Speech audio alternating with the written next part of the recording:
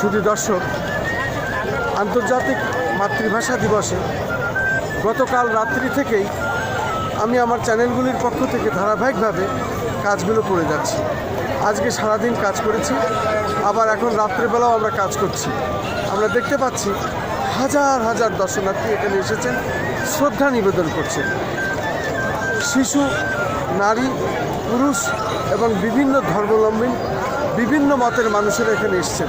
যেহেতু 52 ভাষা আন্দোলনে যারা শহীদ হয়েছিলেন, রফিক, জব্বার, যারা এই ভাষা আন্দোলনের জন্য আন্দোলন করতে গিয়ে শহীদ হয়েছিলেন, রক্ত দিয়েছিলেন, এবং তাদের রক্তের বিনিময়ে আজকে এই বাংলা ভাষা আমরা পেয়েছি।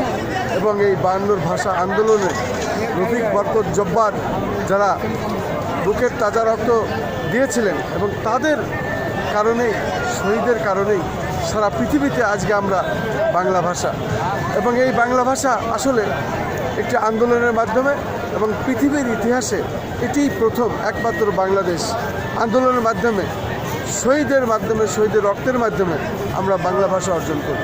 এবং এখানে আমরা দেখতে পেরেছি প্রধানমন্ত্রী এবং রাষ্ট্রপতি এখানে শ্রদ্ধা নিবেদন করেছেন সবার আগে। তারপরে পর্যায়ক্রমে বিভিন্ন সংগঠন এবং এই দেশের বিভিন্ন মানুষ যারা এখানে আসেন শ্রদ্ধা নিবেদন করতে পরপর এসে গেছে। আমি দেখেছি প্রধানমন্ত্রী জনাব তারেক রহমান এখানে যে শ্রদ্ধা নিবেদন করেছিলেন, সেই রিংটি এখানে শহীদ মিনারের সাথে ঝুলানো আছে।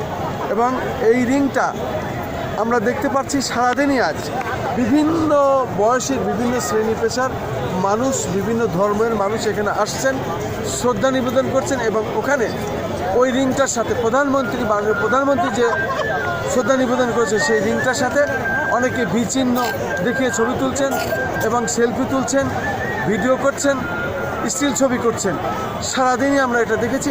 এখন রাত্রেবেলায় প্রায় 10টার বেশি, তারপরেও আমরা দেখতে পাচ্ছি হাজার হাজার মানুষ, এবং মানুষ এখানে অপেক্ষা করছে, ছবি তুলছে এবং তারা তাদের শ্রদ্ধা নিবেদন করছে। আমি খন্দকার মাসুদুজ্জামান, আমার 12টি ইউটিউব চ্যানেলের পক্ষ থেকে এবং 2টি অনলাইন পোর্টাল, এটা সম্পাদক প্রকাশক আমি, এবং ইন্টারনেটের যুগ, ফেসবুক, আমি একজন ইউটিউবার, পাশাপাশি একজন সাংবাদিক। সেই হিসাবে আজ 2টো দিন আমরা এইভাবে গত রাত্র থেকে আজ পর্যন্ত এই কাজ আমি ধারাবাহিকভাবে করে যাচ্ছি। আসলে এখান থেকে যেন সরার কোনো উপায় নাই, কত রাত্র হবে তার কোনো ঠিক নাই। এখনও মানুষ, শিশু, বাচ্চা, তাদের পরিবার এবং তাদের স্বজনদের নিয়ে এখানে আসছেন, শ্রদ্ধা নিবেদন করছেন। আজকের মতো রাত্রে আমি এখানেই বিদায় নিচ্ছি। আসসালামু আলাইকুম।